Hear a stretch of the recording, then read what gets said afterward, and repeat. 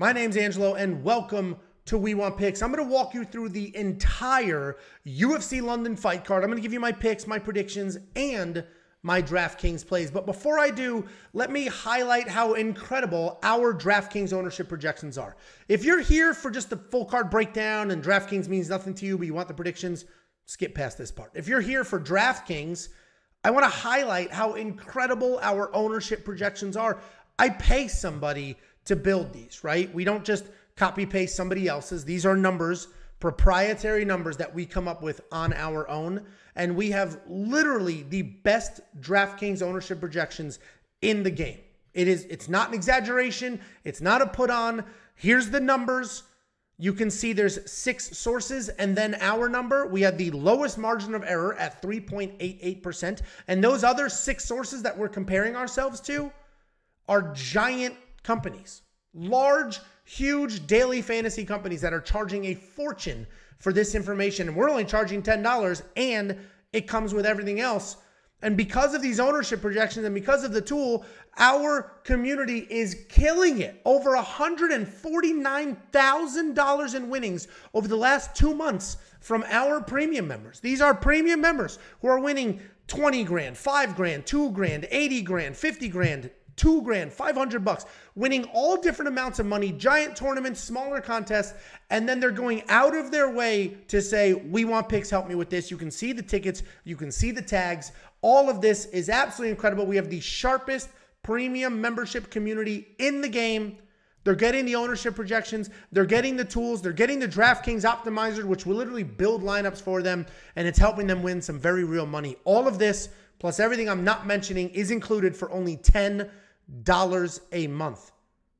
$10 a month. Just ownership projections alone are $10 in other places. The optimizer alone, $10 in other places, if not $100. WeWantPicks.com. Click Become a Member. It's $10 a month. You're going to unlock everything you have ever needed to build a winning lineup. Let's break down this card. We have freaking 15 fights. Everybody made weight. One guy missed, cut, came back, weighed a second time, made it. So everybody made weight. For the most part, everybody looked okay. Jamal Pogues looked a little softer than some of what I would have liked him to look, but let's go ahead and break this down. Opening up the card, we have Jafel, Filho, and he's taking on Daniel Barez. Jafel Filho, he's a fast-paced guy. He's going to fight in a firefight on his feet or work in takedowns. He can get wild with his striking. He throws fast. He throws heat. His takedown defense is actually pretty solid, and he's actually mostly looking to strike with you until you back him up, and then he's going to not like that pressure and shoot takedowns. He has this loss to Makhmud. You see this reversal? You see the submission attempt, which is not really on here. He almost had Makhmud's leg snapped in half. It was the deepest knee bar I've ever seen, and that includes knee bars that have actually won. So Jafel Filho, not a guy that quits on himself, not a guy that's out of there. Obviously, he was submitted late round 3, but that was after almost breaking Makhmud's knee. And Makhmud is supposed to be this grappling menace. He's taking on Daniel Barez. Daniel Barez, this guy's a fireball. He sets a pace from start to finish. This is his UFC debut. He's got powerful boxing, slick BJJ. He's got takedowns when he needs them. And his BJJ is so slick, he has no problem chasing submissions. He'll just go ahead and chase his submission. The problem is, at times he can chase a little too hard, but he does work his work on top. He can work off bottom as well to create openings and get out of there. I think Barez wins this fight. Super, super incredibly slight lean. $7,900 is probably, it's okay money, but we do have 30 fighters on this card to choose from. I'm probably going to fade it because even though I think Barez can win, we're going to need some takedowns out of him, and I just don't know what this is going to look like. And we haven't seen enough from Jafel Filho to know how good or not good he actually is. Then we have Bruna, Brazil, taking on UFC newcomer Shauna Bannon. Bruna, Brazil, $8,600. I was really hoping for a discount there. Because I do think she wins this fight. Bruna, Brazil is a solid striker. She has some incredible power. She's very creative on her feet. She'll throw Superman punches. She'll spin. She likes to march forward, just throw everything she has at you and look for a finish. She does have some takedowns as well, mostly BJJ style, like trips and drags and bending over at the waist and stuff like that. But she's got great striking, solid BJJ, solid wrestling. The biggest issue for her, though, is she doesn't like the pressure. She came into this fight with Denise Gomes, supposed to be this big striking prospect, and then she was backing up, didn't like the pressure, ultimately was finished. If she can dictate forward, she does really well. She is fighting, I don't know how to say this without being disrespectful. She's fighting Shauna Bannon. Shauna Bannon, as far as her credentials are concerned, is supposed to be a world champion striker. But then you dig into the tape, and I just don't see world champion striker. That's just not what I see. She seems a little labored. She seems a little slower. She just sort of comes forward. She does like to pressure, which is a problem with Bruna's style, but I don't see any real power. I don't see any clean technique. I think Bruna is going to light Shauna Bannon up, potentially take her down and get it done. What I will say about Shauna is she's tough. She does seem to have power, not necessarily striking power, but she seems strong when she likes to work in takedowns. She's got decent takedown defense. She has slick submissions. You know, if she didn't pressure forward, I would be all in on Bruna. But she does pressure forward, and Bruna doesn't deal well with that pressure. So I'm probably going to fade this fight as well. I'm definitely going to avoid Shauna Bannon. You're going to see world champion striker, and then you're going to see $7,600, and you're going to see that Bruna was just knocked out. Don't do that math. Don't do that math. Don't put those things together. We had Chris Duncan taking on Yanal Ashmouz. Chris Duncan, this guy is heavy-handed. He's tough as nails, and he's never out of a fight. We have seen more than one fight with this guy where he is dropped, almost done, and then rises from the dead like The Undertaker and comes back and wins those fights. He's going to grapple. He is mostly a striker, though, but he is going to grapple. He has 7 takedowns in 3 UFC type fights, right? He's got Contender Series in the mix, which you're not going to see on here, but he's got 7 takedowns. He's got 5 in his last fight against Omar Morales. He landed more total strikes in that fight as well. He is a striker. You break down his tape, this guy is a striker. But gets to the UFC, turned into a grappler, which is totally fine because I wouldn't mind seeing some grappling against Yanal Ashmouz. Yanal Ashmouz was $7,200 in his last fight. Big underdog. I picked him. I bet on him. I was all aboard the Yanal Ashmouz train. And he won very quickly with a knockout. Again, I loved it. But this fight is very different. He fought Sam Patterson in that fight. Sam Patterson was dumb hittable. Just chin out, please hit me. And that's exactly what happened. That's not Chris Duncan. Yes, Chris Duncan gets dropped. We can call him chinny. He does get dropped. But the reality is the guy recovers and he comes forward. He pressures. He's a dog. I like Chris Duncan to beat Yanal. Even though Yanal is very well-rounded, does a great job adjusting, meaning if he doesn't have the success that he wants striking, he's going to go to his wrestling. I do think Chris Duncan gets this done.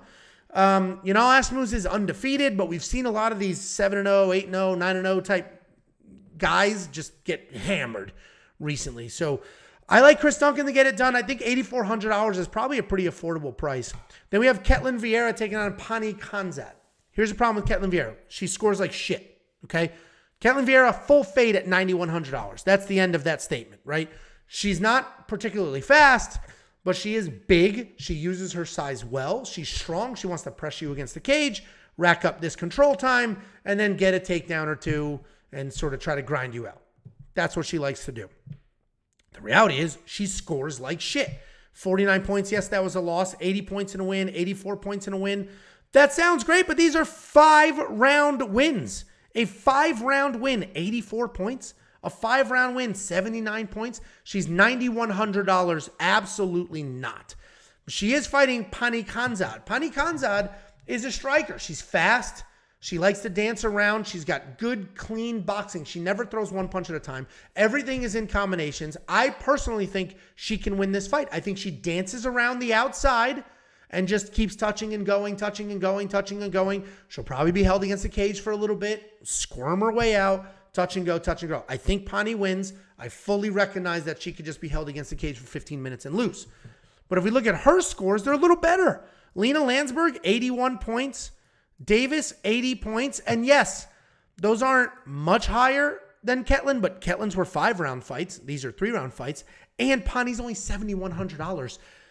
I think she's worth a consideration for your lineup at that price point. But the problem is grappling is what scores the best. And I mean, look at this, 72 points in a win against Betch Kahea.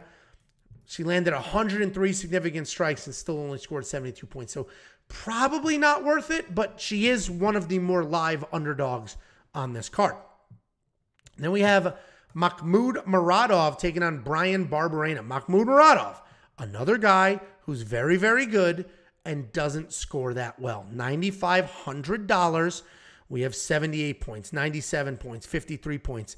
And the 78 is concerning because that was a stoppage. And he still didn't cover his salary. What you want to get is a $9,500 fighter. Well, I want at least 95 points. He was $8,600. He only scored 78 points. So that is a bit risky there. But the reality is Makhmud Muradov is a very good, clean striker. He's got nice kicks, solid fundamentals, a good striking differential of 4-2, solid takedown defense of 76%, and he can work in the occasional takedown. He had 2 against Caio Borralho, and we know Caio Borralho is a grappling beast. He's taken down Bryan Barberena. Bryan Barberena is better than his last 2 fights. His last 2 fights, he was quickly taken down, controlled, and then submitted. He basically looked clueless in the grappling, but he's not. He actually can grapple. But for some reason, against Rafael Dos Anjos and Gunnar Nelson, the guy had nothing to offer. But if we scroll our way back, he obviously lit up Robbie Lawler. But before that, a couple of high-scoring decisions against Brown. He had a takedown, or sorry, I guess a reversal, but 111 significant strikes and 2 minutes of control time. But the real points came from 186 total strikes. He is a high-volume striker. That's what he does. I think he's going to struggle with Makhmud Muradov. I think he's going to get in Mahmoud's face, throw a bunch of strikes. Mahmoud will work in the eventual takedown. Mahmoud should be better, faster, sharper, more powerful on the feet. I think Makhmud Muradov wins. $9,500 is a lot of money to spend, but I do think with Bryan's recent skid, the way he was losing with the grappling, we may see Makhmud Muradov come out here and grapple heavy instead of mess around. He's got his own 2-fight skid that he wants to break as well. So Makhmud may end up being worth that $9,500. Then we have Jamal Pogues versus Mick Parkin. Jamal Pogues, he's a big, good-sized heavyweight. He's busy. He's always doing something. He's always throwing something. He's got solid volume, a decent pace. He doesn't really have that one-punch heavyweight knockout power, but he does work in grappling really, really well. He had 5 takedowns in his last fight. He's had 7 takedowns in the Contender Series fight. And he's going to push that pace. He's going to come forward. He's going to wrestle. And those are the things that score points. I want to say put Jamal Pogues in your lineup. My only concern is he looked like shit at weigh-ins. He did not look good. And not drawn out. He's a heavyweight. He looks soft. Josh, the web guy, said he looked like he was training with Alexander Romanov before his last fight. Just that soft, gushy Romanov. That is a bit of a concern here because he's fighting Mick Parkin, UFC debut. But Mick Parkin's a big guy for heavyweight. He does a great job slowing you down. He's just going to sloth you. He's going to come forward, hold you against the cage, really suck the pace out of the fight. This is going to be the most boring fight in the card, without question. And that's my concern. Can Mick Parkin just get Jamal against the cage, drag him to the ground slowly, lay on top with his arms out and just be fat and heavy? Probably. Or possibly. So I think Jamal Pogues wins this fight. If Jamal Pogues wins this fight, I think he can score really, really well because of the takedowns, but he's $8,900. So you really have to trust the fact that he's going to get the takedowns and lay on top and score well. I do think he will. I think Mick Parkin's not good at all. So I'm probably going to roll with Jamal Pogues and trust it at $8,900. Then we have Joel Alvarez taking on Marc Diakiese. Joel Alvarez, $9,000. This is a guy who typically covers his nut. 108 points against Thiago Moises. 93 against Yackel, who the fuck that guy is. 97 against Duffy. 97 against Bellarudo. Did lose to Ismagulov. Did just lose to Arman Saruki. And this fight was embarrassing. This guy was taken down. He was mauled. Had nothing to offer. You'll see he has 0 takedowns. And it doesn't show it, but you could also see he has never defended a takedown either. But he's very dangerous on the ground. He's knocking people out on their feet. He's submitting people as well. He's a very, very dangerous guy. He's taking on Marc Diakiese. Marc Diakiese is a very good striker who turned into a grappler. 11 takedowns, 8 takedowns, 6 failed takedowns against Michael Johnson. But before that, he was mostly a striker. He's got decent power, mostly point fighting, but he does have some decent knockout power there. And basically what happened was when he fought Vyacheslav Borshev, he realized, this guy's a phenomenal striker. He's going to outstrike me, and he turned into a wrestler. He had a ton of success there, did the same thing to Hadzovic, tried to do the same thing to Michael Johnson and couldn't do it. I think Joel Alvarez wins this fight. History says if he wins by finish. So he's probably worth shooting your shot at $9,000. That's entirely up to you. Picking Joel Alvarez is more of a statement against Marc Diakiese. He looked awful against a 40-something-year-old Michael Johnson. Yes, there's a world where he takes down Joel Alvarez and avoids a submission or just wins a boring-ass fight. But I do think he's going to lose this fight. Joel Alvarez also has very good striking as well. So I like Joel to get that done. Then we have Danny Roberts and Johnny Parsons. Johnny Parsons, UFC newcomer. This guy's exciting as hell. He's going to just bomb away. He's going to come forward looking soft and just bomb, like windmill punch bomb, looking for the knockout. And he usually connects, or he connects somewhat often. If you're technical, if you're patient, you can probably have some success beating Johnny Parsons.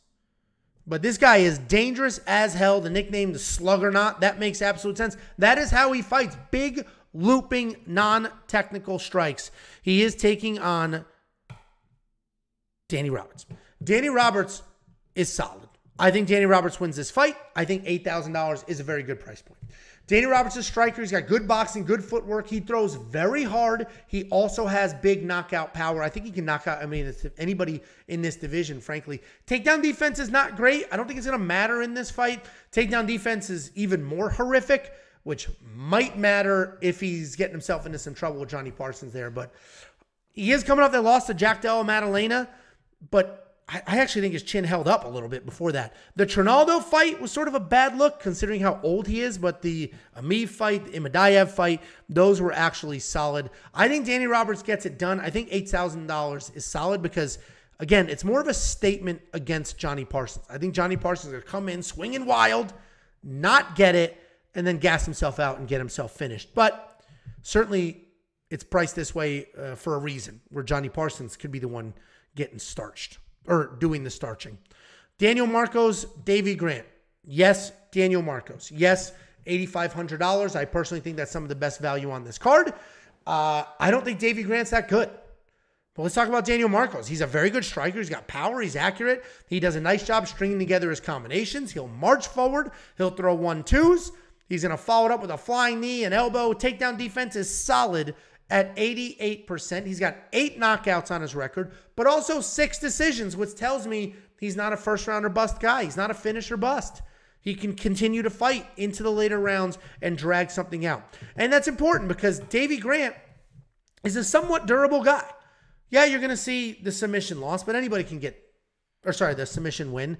Where's the KO loss or the sub loss? Here they are. You're going to see the submission losses early in his career, but anybody can get caught in a submission. The reality is Davey Grant started as a grappler. This guy was a grappler for the majority of his UFC career. And then he found some power. All of a sudden, ooh, I knocked out Day. Ooh, I knocked out Martinez. And then he evolved into more of a striker, sort of abandoned the grappling. So overall, he is a well-rounded guy, pretty durable, especially on the feet. Submissions are submissions. But I just don't think Davey Grant is as good as Daniel Marcos. I think it's literally that simple. Literally that simple. He is coming off that submission win over Assunção. But if you remember, Assunção was beating him. Assunção was probably going to win that fight. And then there was a fence grab. They changed positions. It was a whole thing. And then Davey Grant dropped him and got it done. But he was probably on his way to losing that fight. Another couple of minutes, Davey Grant loses the decision to a 42-year-old who was about to retire. I think Daniel Marcos lights him up. I think $8,500 is a great price to pay for him in this fight. Then we got Lerone Murphy and Josh Cooleybow. I like Lerone Murphy. I bet on Lerone Murphy to win. $8,800 is a lot of money in a sketchy fight. This honestly maybe go against the who you think wins and pick the other side, but we'll talk about it. Lerone Murphy is a very good striker. He moves incredibly well. He's got a ton of power. He's going to light up your body, then step completely out of the pocket, move away, reset, and do it all over again. And this guy gets taken down like crazy. He's been taken down 10 times in these two fights between Santos and Amir Khan. He was taken down 10 times, and he still managed to win. It's absolutely incredible. This fight with Tukagov, he was taken down an insane 11 times. And he won a draw, or managed to get it to a draw. The judges absolutely love what this guy does, but he does get taken down pretty often. But what's bizarre is he looks like he's defending takedowns well, but people are sticking with him. They're getting him to the ground. He is undefeated. He is taking on Josh Kulibau. Josh Kulibau is very, very good. This Bagdasaryan win was solid. He dropped him. He didn't get the actual knockdown recorded for some reason, but he dropped him and then pounced on him and got the submission. This guy is going to work. He's a solid striker. He's aggressive. He's tough. He throws heat. He's always live for a knockout. He's willing to engage. He's going to fight in a dirty inside the pocket fight. He has no problem making things ugly. He is not much of a grappler, but he does have solid takedown defense at 82%. Never gotten offensive takedown before. The reason I like Lerone to win here is the striking is very fluid. He's got a ton of power, and Josh has a negative striking differential. He gets hit often. So I do like Lerone Murphy to win. But it's really going to come down to, do we think Lerone Murphy can get the knockout? And yes, he's gotten plenty of knockouts, but this is going to be trickier. So I'm hesitating here because I think Lerone Murphy wins. I have a bet on Lerone Murphy, but is he worth $8,800 in DraftKings? Honestly, probably not. And frankly, Josh Kulibau at $7,400 may be worth it. We see how often Lerone Murphy gets taken down. And while Josh is 0 for 4 in takedown attempts in the UFC, he may have some success there. So Lerone Murphy is definitely the pick. I just don't know what to do with DraftKings, frankly. Then we got Faraz Ziam. I'm going to fade both these guys. I'll tell you right now. We got Faraz Ziam taking on Jai Herbert. Both of these guys are long, rangy strikers. Faraz Ziam is so low volume. Yes, he just put up some very real numbers against Figlak, and that's because he finally worked in some grappling. And put up some real numbers. But look at these other wins. 46 points, 67 points. Those are abysmal. You spend $8,700 on somebody in DraftKings, and actually, here we go, $8,300 in DraftKings. You got 46 points out of him. That's absolutely horrific, and that's the fear here. That's the fear. A lot of people think he's going to win this fight, especially if he works in some grappling. He certainly can, but I don't know if I can trust him to score well. He's taking on Jai Herbert. Jai Herbert's actually pretty solid. You're going to see this loss to Tybura, but there's the knockdown. He dropped that dude. Dropped him hard. And yes, he ended up losing, but you know, Jai Herbert's another one of these long, rangy strikers. He does have some power, and he's just going to play the dance around the outside game. He does have a nice, solid striking differential. He's going to play that game. He's going to hit you more than you hit him. But again, yes, he's an underdog at 7,500 points, but he doesn't score that well. We have a knockout here, Kamaworthy, but everybody knocked out Kamaworthy before he was cut. Outside of that, lost to Trinaldo, lost to Moicano, lost to Tybura. Finally beat somebody, but he only put up 65 points and then the draw to Ludovic Klein. So I got to fade Jai Herbert here as well. Then we got Paul Craig, Andre Muniz. Andre Muniz, $9,300. I'm not going to convince you what to do here. You can go with your heart in this fight. Andre Muniz, phenomenal BJJ guy, very good hands. He was coming off that loss to Brendan Allen. He was winning the striking exchanges, but then ended up losing the grappling exchanges. It was the opposite of what most people thought would happen. So his striking looked very, very good, but as soon as Brendan Allen got him down, Andre Muniz, the very decorated jiu-jitsu black belt, looked clueless.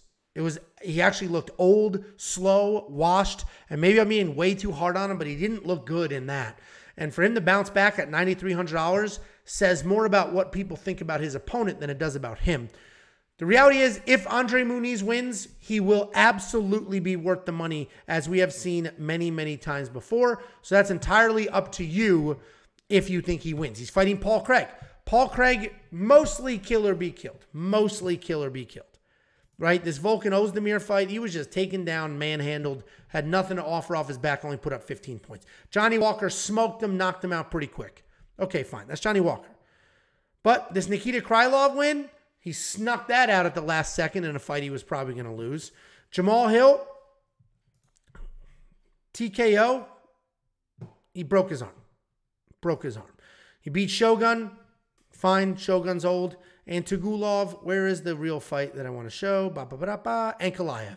He was getting his ass kicked that entire fight and then pulled off a submission literally with 1 second left. He was able to score 69 points from that. Here's the reality. If you think Paul Craig can beat Andre Muniz, then he should be in your lineup. He's only $6,900, and he is very live. He hits hard. He'll strike with you.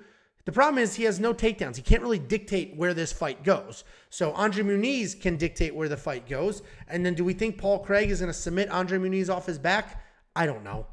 You're going to see 1 reversal, 2, 3 reversals, 3 reversals in his UFC career. That's probably what we need. He was able to sweep Jimmy Crute, who's pretty solid, but I'm not going to do it with Paul Craig. Frankly, I do think Andre Muniz wins, and I think Andre Muniz is probably worth the money and scores his 9,000 whatever worth of points. So I will probably have Andre Muniz in my lineup at $9,300. Then we have Nathaniel Wood taking on Andre Fili. $9,200 Nathaniel Wood. Well, Nathaniel Wood typically covers his nut. 90 points in this win, 108 in that win. Obviously, the Charles Rosa win, only 77 points, but that was a very different kind of fight because Charles Rosa is just so dangerous on the ground. He does work in takedowns, even though he's a very clean, crisp striker. He's fast. He's accurate. He doesn't have like incredible power, but he does have some power. You're going to see the long layoff here, basically a full year. He had really bad cut on his leg, and he needed to get stitches there. So he couldn't fight in his last fight, and now he's finally back. He's taking on Andre Fili. I'm going to show you something here. Look at Andre Fili's resume. Had to fight Max Holloway. Had to fight Benitez. Had to fight Rodriguez. Had to fight Calvin Kattar. Had to fight Bermudez. Had to fight Johnson. Had to fight Jury. Had to fight Marlon Moraes. Sadiq Youssef. Jourdain. Bryce Mitchell. He has fought Brito. He has fought so many good guys, Bill Algeo as well, that it's incredible. Because at one point, Andre Fili was supposed to be one of the best guys coming out of his team. And he just couldn't get that momentum. Couldn't put it all together. I blame it on the come up. I blame it on they gave him too good of people too early in his career and just never really had that time to evolve. The reality is Andre Fili is very, very good, but he's very inconsistent. So this comes down to which Andre Fili shows up.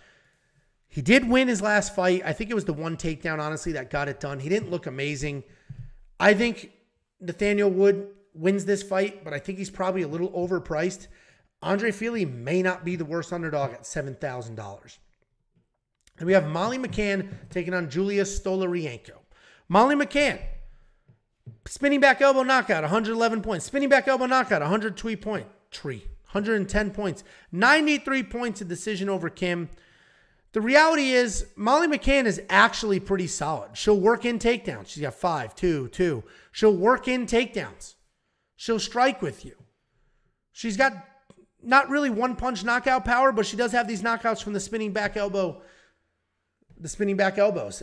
The reality is, I'm saying that a lot, but Molly McCann probably wins this fight. Probably wins this fight. She should be the much, much better striker. The problem is, do you trust Molly McCann's fight IQ? Do you trust Molly McCann to not shoot takedowns? If you trust her to not shoot takedowns, then she probably scores well, potentially could win by finish. If you think she shoots takedowns, then she may get finished because she's fighting Julia Stolarienko, who has nasty grappling. Nasty grappling. We saw Jessica Rose Clark suffer from the same fate. And Julia Stolarienko historically has had trash takedowns, but the Clark fight, the Chandler fight, her takedowns looked incredible. Just blast double, boom. Nice takedown. She looked big at weigh-ins. She looked good at weigh-ins. She may be a solid play for a GPP or a large field tournament because she's only $6,800. And when she wins, she puts up numbers because she's winning by submission. The problem is she has one win in 6 fights. That's not good. Then we have the main event. Tom Aspinall, $9,700. I do think he's worth that money. I do think he should be in your lineup. He should be literally better everywhere. He should have the better grappling. He should have the better hands. He should have the better jiu-jitsu, the better wrestling. He should hit harder. Maybe cardio. I don't know, right? He doesn't typically fight these long, drawn-out fights where Marcin Tybura does, but Tom Aspinall's got great hands, great BJJ, great takedowns. He's fighting Marcin Tybura. This guy's durable as hell. Alexander Romanov picked him up, clean over his head, slammed him on his face. And he still came back, didn't quit, and grinded out a win. The Ivanov win, same thing. This guy doesn't score well at all. Obviously, you know, a TKO is going to score well. These two here, Harris, Hardy. But outside of those, he doesn't score that well. Just sort of grinding. And he does a good job grinding. He's going to keep coming forward. He's got a head like a brick, and he's going to keep trying to work that. But we have seen him finish before. I do think Tom Aspinall will get the finish. He's just so much better. I think you have to spend that $9,700. Guys, join the community. They have won $149,000 in the last 2 months. This is not an accident. These are the actual tickets. These are the actual shout-outs. You'll see the tweets. You'll see them in Discord. And these are only from premium members. And premium membership is only $10 a month. It is not a coincidence that we have a community making this kind of money, putting up these kind of tickets, and then going out of their way to reach out to us to let us know, I'm a premium member. I did this. Thank you. WeWantPicks.com, and it's only $10 a month. You're going to get the optimizer. You're going to get the best ownership projections in the game. WeWantPicks.com. Click Become a Member at the top. It is only $10 a month.